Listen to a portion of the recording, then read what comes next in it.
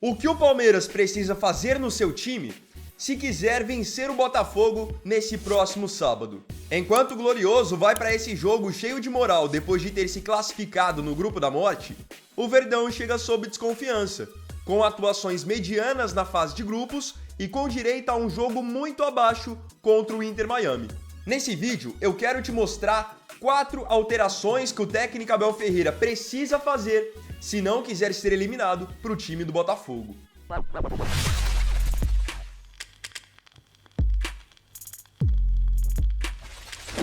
Antes de tudo, eu queria dizer que esse vídeo é um oferecimento do aplicativo SofaScore. Agora que está acontecendo o Super Mundial, você não perde nada de horário de jogos, data, resultados e estatísticas com o SofaScore aí baixado no seu celular. É um aplicativo leve. Outra coisa, ele é gratuito e você pode baixar ele sem compromisso nenhum, clicando aqui no link da descrição ou escaneando o QR Code que está aparecendo aqui na tela.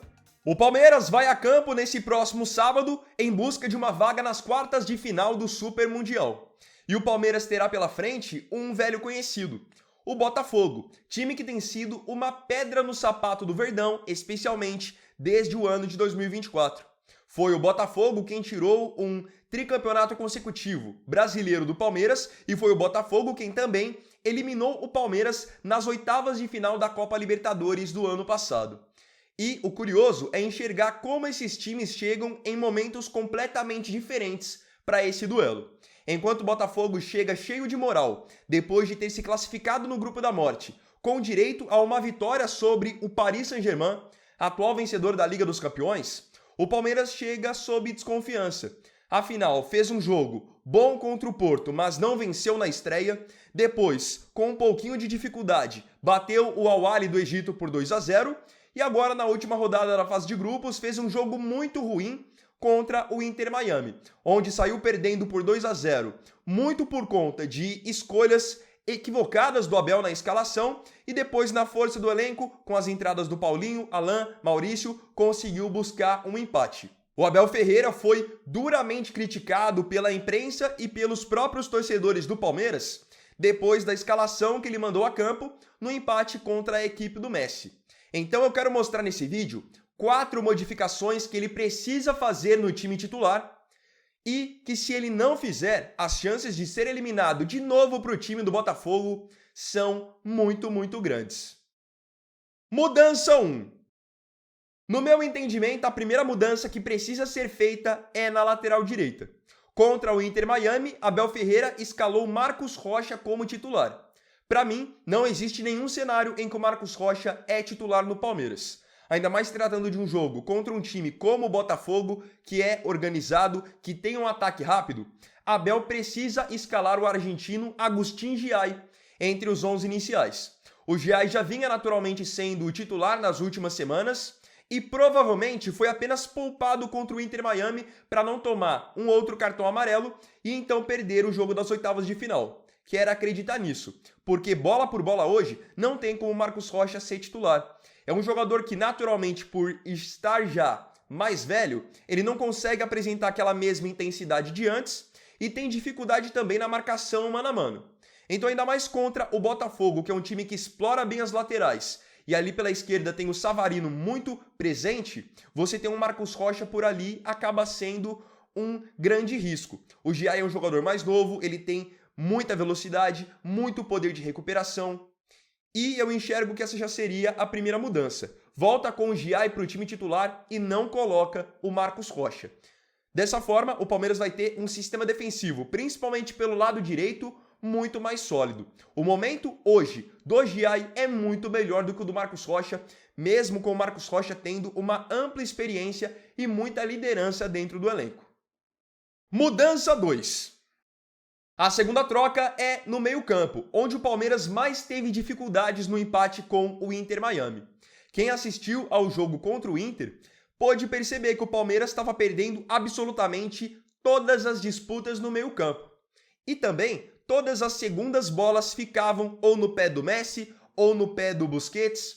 Isso porque o Palmeiras, primeiramente, não tinha um jogador que, de fato, protegesse a frente da zaga. e ficava uma indefinição se o Lucas Evangelista ficava para marcar ou saía para jogar. Isso acabou confundindo o próprio Richard Rios, que é um jogador que geralmente chega bem no ataque, mas nesse jogo ficou meio preso, ora saía, ora não saía, justamente porque não tinha uma definição de quem era o primeiro volante. Contra o Inter Miami, o Abel não pôde contar com o Aníbal Moreno, que vinha sendo o camisa 5 do Palmeiras nas 2 partidas anteriores e foi, por sinal, um dos melhores jogadores do Palmeiras. Ele não pôde jogar contra o Inter Miami por um edema na coxa. Naturalmente, sem o Aníbal poder jogar, o escolhido para fazer o primeiro volante deveria ter sido o Emiliano Martinez, que é um cara da posição. E o Abel, por alguma razão que eu não entendi, colocou o Lucas Evangelista, que não é primeiro volante de origem. Com isso, a marcação no meio campo ficou muito frouxa. Qual é a minha visão, então, para esse jogo contra o Botafogo? Ainda mais o Botafogo tendo um meio-campo que trabalha bem a bola, Savarino e Arthur que flutuam, Igor Jesus que sai da área para ajudar na armação também. Tem que ter um camisa 5 de ofício. Então, se o Aníbal ainda não tiver condição de jogo, o Emiliano Martinez precisa estar entre os titulares. Mesmo que seja um jogador de menos mobilidade, que não seja tão rápido, ele se posiciona bem ali na frente da zaga. Não faz sentido você insistir no Lucas Evangelista. Então, essa seria a segunda mudança. Mudança 3. Eu tenho o entendimento que quando você vai escalar um time, você precisa escalar os melhores. Isso independente de nome, independente de quanto um jogador custa. E se o Abel realmente acredita em meritocracia, hoje o Facundo Torres tem que ser reserva do Palmeiras. Tudo bem que é um jogador que ele ajuda muito na parte da marcação, tem bastante fôlego, só que eu enxergo que hoje não tem como o Facundo Torres ser titular e o jovem Alan ser reserva. Esse Alan é muito bom jogador. É que ele veio de uma safra da base em que praticamente ninguém falou dele. A gente se acostumou a ver nos últimos tempos jogadores subindo da base do Palmeiras com muitos holofotes. Casos de Hendrick, Estevão, até aquela geração mesmo de Gabriel Menino, Patrick de Paula, se falava muito. O Alan é um jogador que subiu e ninguém fala dele, só que ele joga muita bola. É um moleque que tem muita personalidade, vai para a jogada individual, ajuda na parte da marcação e todo jogo que ele entra muito bem e melhor do que o Facundo Torres. O Facundo contra o Inter Miami, por exemplo, fez um jogo ruim, bem burocrático e de pouca criatividade. O Alan entrou e esteve presente na marcação, no campo de ataque, indo para a jogada individual, arriscando finalização, e ele que encontrou um lindo passe para o Paulinho, para o Palmeiras voltar para o jogo num momento em que perdia por 2-0. Ou seja, se o Abel acredita em meritocracia, Facundo Torres tem que ser reserva e o Alan titular. É um momento em que ele está mais em alta e com mais confiança também. Mudança 4. A última troca, que, ao meu ver, seria a principal para esse jogo, é a saída do Rafael Veiga do time titular. Hoje, o Rafael Veiga não faz nada que o credencia a permanecer entre os titulares. E chama a minha atenção o fato de o Abel insistir no Veiga, quando hoje você tem um jogador na posição dele que está pedindo passagem e vive um momento muito melhor. Como eu falei no caso do Alan, independente do nome do jogador ou quanto ele custa, futebol é para os melhores. Quando você vai escalar um time titular, você tem que pensar em quem está melhor. E hoje o Maurício está bem melhor do que o Rafael Veiga.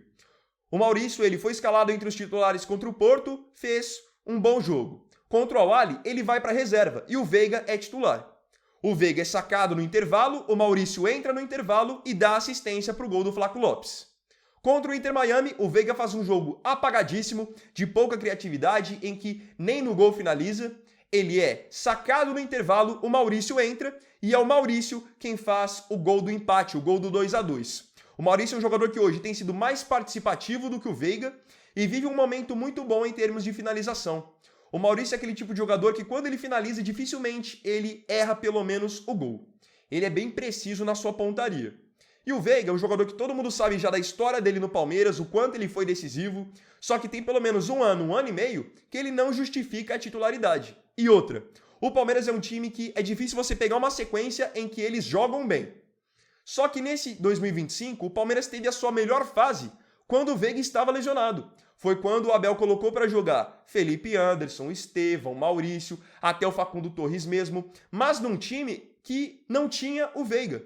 E aí chega no Super Mundial, onde você tem que colocar o time que está mais ajustado, e o Abel insiste em Veiga, traz de volta Marcos Rocha, coisas que, na minha humilde opinião, não fazem sentido. Então essas são as 4 mudanças que eu enxergo que precisam ser feitas para que o Palmeiras não perca para o Botafogo. Se entrar com a mesma base que jogou contra o Inter Miami, o Botafogo vence o jogo. O Botafogo, mesmo desfalcado do Gregor, é um time, primeiramente, organizado, muito competitivo, vive uma grande fase no seu sistema defensivo com o Jair e o Barbosa, não deixando passar nada. O John, quando é exigido, vai muito bem também. Laterais que também estão muito firmes na marcação. O Marlon Freitas e o Alan no meio campo estão muito bem. E o ataque é aquilo, um aproveitamento muito alto. Igor Jesus, Arthur Savarino, mesmo tendo poucas chances, eles convertem, coisa que em geral não acontece no ataque do Palmeiras. Olho nisso. Essas 4 mudanças podem fazer o Palmeiras, pelo menos, fazer um jogo mais competitivo contra o Botafogo, muito mais organizado. E agora eu queria saber de você aqui nos comentários. Qual é a sua opinião sobre essas mudanças que eu citei que o Abel precisa fazer para tentar vencer o Botafogo? Não se esqueça de colocar a sua opinião aqui nos comentários e colocar também o que você espera para esse jogaço que vai acontecer no próximo sábado.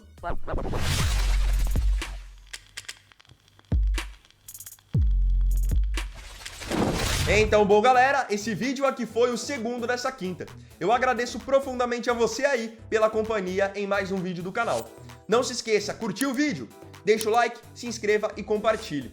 E não se esqueça também, se você quiser ter o melhor do futebol na palma da sua mão, totalmente de graça, estatísticas, resultados, horários dos jogos, só baixar o SofaScore. Link para download na descrição ou então escaneie o QR Code que tá aqui na tela. Fechou? Então é isso, galera. Tamo junto, até amanhã e até o próximo vídeo. Fiquem com Deus. Vini Vaier aqui, valeu, falou e fui!